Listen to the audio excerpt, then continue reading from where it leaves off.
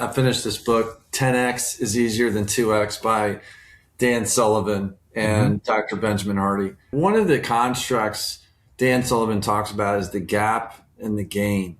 Too much gain thinking or optimism early on in a startup stage, you're dead meat. But later on, as we become maybe more grizzled and like more, gap oriented, I think adapting a little gain optimism into the mix is really healthy. You got to accentuate the positive, mind it to negative, latch on to the affirmative, don't mess with Mr. In-Between. On this episode of ResiWeek, we talk Netflix and Warner Brothers, optimism, and cybersecurity. All this and more on this episode of ResiWeek.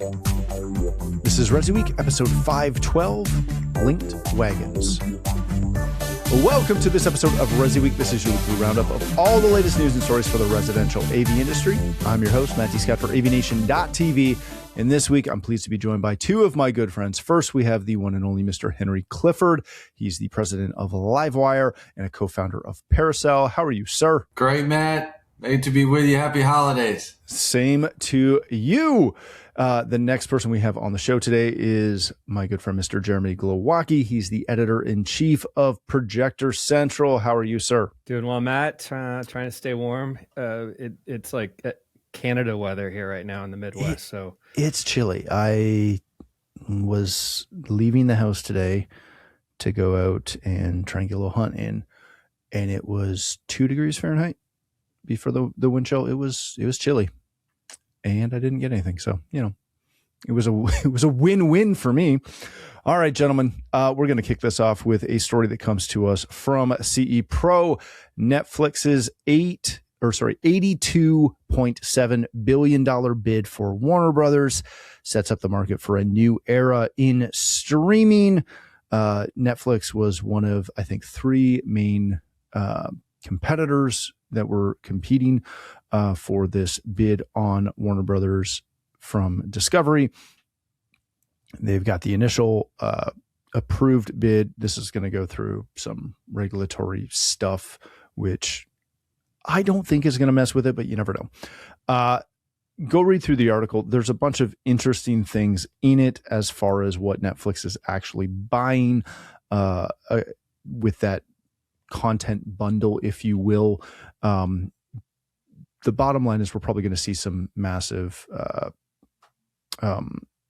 consolidation of those platforms from standalone entities into specific ones. It'll be tabs. It'll be like every other consolidation that's happened in streaming the last little bit. Henry, let me start with you on this. There's a bunch of interesting and, I'll be blunt, questionable call outs in the article as far as how this is affecting our channel, which again is a good take. I don't think it's going to affect our channel much at all, other than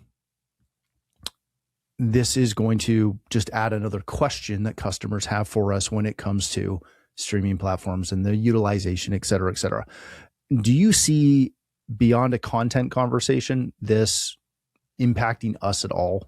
No, not much. Unfortunately, seems like as choice diminishes, the quality of things tends to sort of go down. I mean, I think we all deluded ourselves into like that the over the top era was going to be an opportunity to take it to big cable. And I think we've just found a way to spend $10 a month 20 or 30 times, and instead of paying one vendor $200 a month. So no, we'll just keep getting questions. We'll keep seeing content wars and channels going dark for a month, and YouTube TV issuing us a $20 credit because some content deal. At the end of the day, I mean, it seems like the video folks have better lawyers than the music folks. Because when I want to listen to music, I just open up Apple Music and I can listen to music. Mm-hmm. This video thing's ridiculous. You got this content over here and this content. Can you imagine doing that with music? Makes no sense. So they have better lawyers, and as a result, we have a degraded experience. And so I don't expect that to improve anytime soon in quality or in UX. I love that point, because with music, there really is a handful of standouts. Like Garth Brooks is not available on Apple Music because he's got an exclusive with Amazon, which is ridiculous. More power to Garth, but it's freaking annoying. Jeremy, when you see this, the content issue that I've heard talked about a little bit is, to Henry's point, there's some stuff that has exclusivity with certain platforms, whether it's owned by Warner Brothers or not. We're talking about that becoming kind of part of an issue here. I know one of the things that I actually was oddly enough following was there's two wrestling platforms, I guess, WWE and another one, and they're on the competing platforms right now. One is on Warner Brothers and WWE is on Netflix. And I guess the companies hate each other. So this is going to be very interesting to see what happens with that content once it's all under the Netflix umbrella, if you will. Is it our job to educate customers on where they can find streaming shows? Like, and I say that because I've had this conversation way too many times. And part of that's because I live in Canada. Yeah, I don't think that your average person is going to need that much hand-holding, but we're talking about high net worth individuals who want hand-holding on most of their technology needs there, I think. So I could see that being the case, where it's kind of good to know what platforms are most important and helping set that up for your client. But knowing which shows are on which platform, that goes a little too far, maybe. I do like the consolidation idea just because of what Henry was saying, and you were talking about the music and all of that. But I'm a kind of grew up a TV addict almost. Like, I just watched way too much TV as a kid and into my early 20s. And I've gotten to the point now where I just don't have a lot that makes me want to turn things on and watch programming, because you're jumping all over the place. You can't quite remember what it was that you're in the midst of streaming and where you found it, because there are so many different platforms. For a while, I was just saying, I'm only going to subscribe to 3 or whatever the number was. It's like I just put my foot down. And then I just got to the point, winter hits and you're like, I'm subscribing to all of them. What's another $10? It's like ridiculous. And, you take it so far as even sports. Like, you're talking about wrestling, which it's entertainment, not really a sport, but it's something. Yeah. But last year, my favorite NBA team, did very well, the Pacers. And I just refused to pay for the streaming service because it was like $15 a month. And I'm like, that's too expensive. And it's ridiculous, because if it's your like main source of entertainment and it's on like four times a week or whatever it is, it's worth it, Yeah. But like HBO, I know there are good things on there. And, the Max they got the whole Max thing where they rebranded, but I rarely go there because there's not something that's drawing me there. Yeah. Now, if I would check Netflix a little bit more, now that they're maybe going to be one app, it's going to make my ideas for where to look for programming easier. I don't know if it's going to drive business to people wanting more like home entertainment systems that they can enjoy. Oh, wow, now our streaming is simplified, so therefore I'm going to hire a home theater expert and come in and make this whole thing for me. That's the play, I'm sure. Yeah.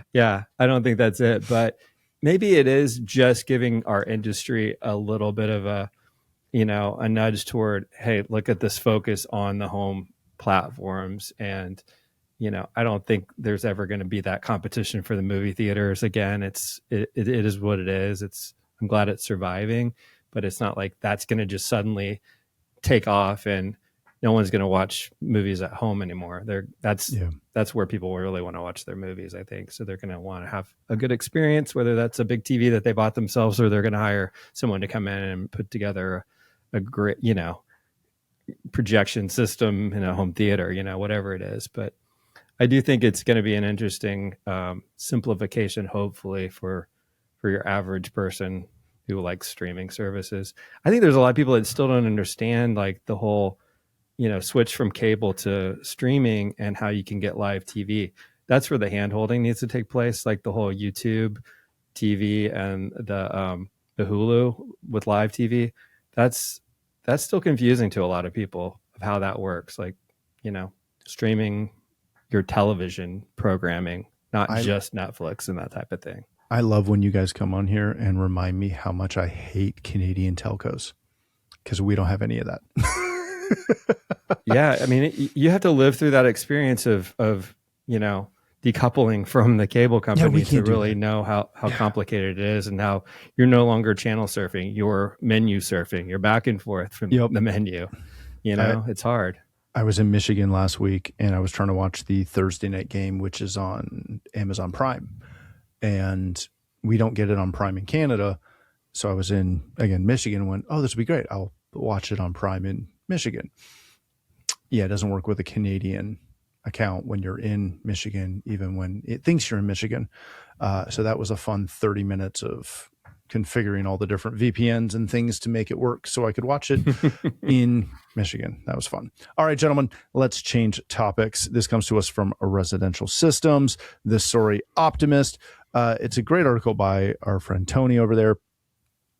He was on the Flywheel podcast with Brent and Matt, talking a little bit about trends within the industry. And he kind of made the statement that he thought the industry was going strong and felt a little, as I put words in his mouth, sheepish over his optimism about that. Jeremy, let me start with you on this. He's talking about how he was optimistic and he felt bad about it because he's typically a pessimistic person at heart, but he's just been real positive on the channel. Is there a place for pessimism in business? Yeah, I mean, I think you always have to have your contingencies set up ahead of time. So I think our industry has been really bad about jumping on a wave of business and thinking the good times are just going to last forever. And then, of course, there's always a twist where, the housing bubble bursts or there's a supply chain hiccup and everybody's waiting, or there's COVID, which is everybody's dealing with that at one point. But there always seems to be these factors that we're so affected by discretionary spending in our industry that I feel like we're very vulnerable to these fluctuations. So that's where you need to be prepared for, to be pessimistic of, it's not going to last forever or maybe very long at all. So do well while things are going well, but, have your contingencies set up for having to scale your staffing if things tighten up, adjusting your product mix for the future. We've talked ad nauseum about lighting and power, and Tony mentions that in the article, and how these trends that kind of keep you from being that discretionary item, but more of the builder element of the project, can maybe help to offset. Also, the commercial residential mix, we talk about that for years, having that blend so that one is down, the other one picks the other one up. They don't typically end up down at the same time. So I don't know if that really answers exactly how you wanted me to answer in terms of like being pessimistic, but I think it's about being guarded and protective of what future challenges are ahead of you. Yeah, that's a great point. All right, Henry, you are one of the most optimistic people I know. Being optimistic in business is fantastic, but how do you balance that with a light dose, shall we say, of reality? Yeah, great question. It's funny. I finished this book, 10X is Easier Than 2X by Dan Sullivan and Dr. Benjamin Hardy. Amazing. And one of the constructs Dan Sullivan talks about is the gap and the gain. And he says, I've interviewed thousands of entrepreneurs over my time coaching entrepreneurs. And he said, most entrepreneurs are stuck in the gap. And he talks about, you're always measuring yourself against this ideal state, and you never achieve it, and so therefore you're just always miserable. And to some extent, that is a somewhat pessimistic or unobtainium kind of way to live. So he calls that the gap. And then he said, but the gain is like, well, we didn't achieve that, but look how far we came this year. Like, I have a services, like a pricing tool called Price Guide I invested in with Marcus Sheridan. And this year we went 10X with that company. We grew 900%. We also missed one of our kind of more gap kind of goals. But from a gain perspective, I mean, we went 10X and grew 900%.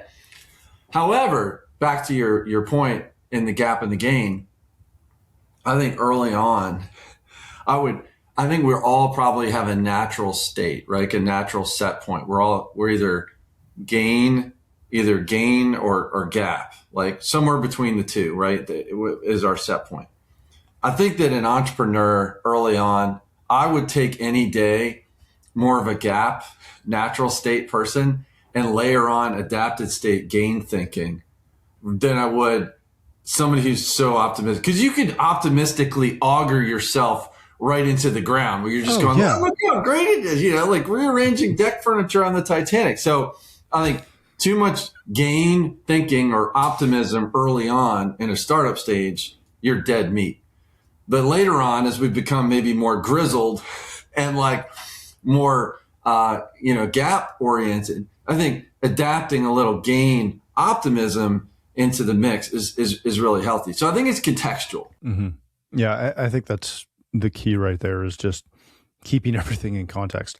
All right, let's hit our last story of the day. This comes to us from CE Pro. And new wave of online attacks means that it's a day that ends in Y, but it's putting connected home devices at risk. It's a flaw known as React to Shell. It's being used in active cyber attacks against connected home devices. In some new data from Bitdefender, over 150,000 attack attempts per day are happening, and it's on your regular cast of characters, smart plugs, IoT appliances, smartphones, NAS and home storage devices, surveillance cameras and systems, routers, smart TVs, and entertainment devices. I don't know what they missed on that list, because that's pretty much everything that we're seeing in homes. Henry, let me come back to you on this one. I kind of joked in jest that this was a day that started in Y because there was new cyber attacks. This is nothing new for us. Are we at a point where when these stories come out, we just go, yeah, okay, and move on with our day and do nothing about it, both internally and for our clients? I think the conversation is starting to shift, which scares me a little bit, because as CI, we're not experts. We're not cybersecurity experts yet. And they're just starting to be the right who resources in the space. Companies like, my former partner at Parasol, Ted Brimmerkamp, works for an outfit called Spec Ops Secure, and they specialize in cybersecurity for the home. But for me, as a services fan I love recurring revenue. So if we could continue this narrative where people really are bought into the fact that there's digital, that there's not just physical windows and doors on the home, there's digital windows and doors, and get them to the point where they're frothed up enough about it, where they were willing to subscribe to another flavor of security. I think ADT tried this years ago with a product called Canopy. Yep. Probably a little early. So I think as we continue to message it, the thing that scares me though is that, like, to take on that liability and to take on that responsibility requires a ton of education and sophistication that we currently don't have. So it's all good and well. It's kind of like the equivalent of, 2019, 2018, all the lighting manufacturers, after having been successful at implementing control in CI, the lighting people come to us and go like, all right, you're lighting people now. And we're like, okay. And some of us have figured it out. Some of us haven't. This is a little different.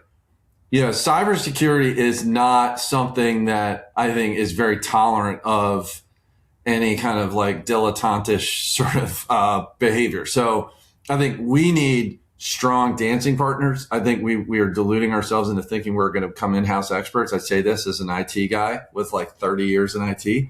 But I think it'll continue to spin up. And the best thing I think we can hope for is that there are service providers, think like access networks for, managed cybersecurity, who can help us, monetize this. But until that point, I think we're in a serious no man's land where we're not. And then unfortunately, because of Dunning-Kruger, some of us are going to say like, oh yeah, I can do that. Bad idea. Yeah, that's a fantastic point. Jeremy, I know how much you love these questions. What do we do with this information, right? Do we craft a press release and send it out to our customers? Do we use it as a sales pitch? Do we ignore it and just continue to do what we normally do with our customers from an IT standpoint? I don't know what we do when this is happening and literally being announced on a weekly basis. Yeah, the specifics of each attack threat is sort of a little bit much for the communication channel with the client. I think you're almost like you're opening up a can of worms with these clients because they're going to think if they do get hit, it's their fault somehow, the service provider, the integrator. I do think that there was a good list of best practices sort of at the end here that are things that aren't going to get you in trouble, that are more like advisory, aspects to the way networks are set up and IoT devices are separated out and, remote access limited in certain ways. So things that you would want to do as an integrator just to be more diligent. I think those kind of items are still best practices. I still think educating your client about the do's and don'ts of using their devices and network, and basic stuff about passwords and, not using or not clicking on links that you don't know, things that your company tells you, your company IT director tells you, to do or not to do. Passing that along, you would hope that those folks in the home would already have that information, but you can't assume that. So as their technology partner, maybe just add that little layer of, hey, since we got this set up, just a reminder, don't do this, don't do that. And yet these attacks are still going to happen in certain places, and it had nothing to do with any of those things. So I used to laugh that most of what happens were, these, Trojan horse attacks where people are just really kind of tricked into clicking on something they shouldn't have clicked on. That's not even what we're at anymore. This is like another level. And I don't think that there's an answer for every contingency that could happen. So unfortunately, we're stuck with just trying to do the best we can as an industry to protect our clients without getting ourselves into that liability aspect that I know you both are fearful of as integrators.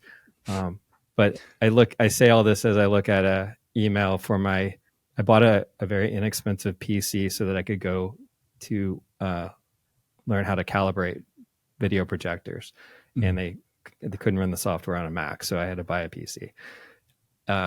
I didn't resubscribe to the McAfee software, so I keep getting and I was just gonna basically kill this brick this computer because I don't need it anymore. It's like I'm not going to go into the business of calibration. I just wanted to learn how to do it so I could understand it. And now my daughter's using this computer. I'm like, this thing is going to be the end of us. This damn PC, because I know Macs are so much more protected, just naturally. But yeah, so it freaks me out a little bit just thinking about all this stuff. Yep. All right. Well, since you both mentioned liability, Henry, let me ask you one more question before we go. So there's a Parks Associates survey from 23 that says that 74% of homeowners would pay more for ongoing support if cybersecurity was included. That's wonderful information for our industry to have, but it doesn't touch on what cybersecurity, quote unquote, means. And what it means to a customer is dramatically different than what it means to an integrator. And when you throw the lovely L word of liability into that, as a services guy, how would you sell cybersecurity? Or would you? Or is the liability too great? I would make sure my wagons were linked together. So, I mean, just like with, Parasol, my liability wagons were linked together, and I had kind of failover, essentially. I could de-risk the situation. With my security business, I've got failover de-risking going on with alarm.com and our Central Station Security Central. So I'm going to sell it if I can link my wagon to like a Spec Op Secure. I'm not even sure if that's a solution that they would offer in the way that the homeowner is thinking about it. And by the way, the scary thing is they don't know. What they're really after is peace of mind. Yeah. And they really they know afterwards what it is, because they say, well, my cameras were hacked or something. But I mean, to Jeremy's point, how often is it spear phishing or something that really has nothing to do with cybersecurity that they're talking about? So it's nothing to do with protecting the house. Like we're the problem. So I think I have no problem with that, but look no further right now than your own insurance company. Any of these folks, if they come to you and they try to sell you a cybersecurity policy or cyber insurance policy, it's hilarious. If you ask the rep, the poor rep, these poor reps have been selling homeowners insurance and, insurance for, I see you've got some jewelry there. Maybe want to put a rider on that, and then they're like, they've got this little trifold brochure that headquarters told them. I'm like, oh, and they're like, how about some cyber? I'm like, okay, well, let's dig into that. Like, what does that cover? And they're like, well, it's the computer. The files are in the computer. And what you realize after a while, because I've dug into some of these policies and the way they're written, the answer is it's kind of a little bit like your disability policy. Like, it kicks in after 5 years, and only if like all your appendages are cut off and you truly are, in a vegetative state. So I think the insurance market has spoken a little bit about this already. There's not a lot of understanding and an attempt to monetize and just a hope that nothing happens. And if you do actually file a claim, the terms of service are so loosely written, it's like Swiss cheese. So yes, but only if I have a service, an MSP that I can de-risk to. Yeah.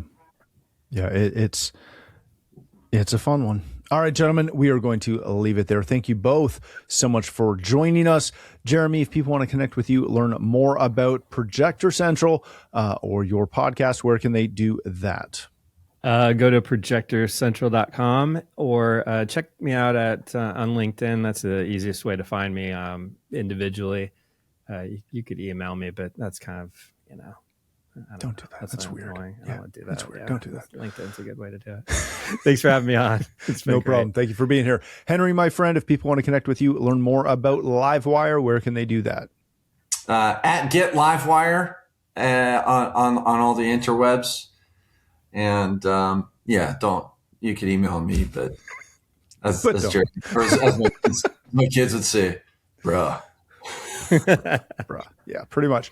All right. Thank you again for joining us. If you'd like to connect with me, you can find me at Matt D. Scott on most of the socials. But more importantly, please visit AVNation.tv, where you'll find this show as well as a wide variety of other shows with all the verticals that we cover.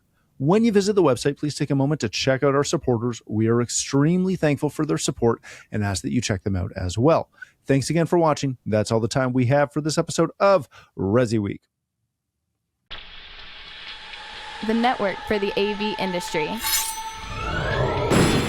What are you listening to? This This is AV. This is AV Nation. This is AV Nation.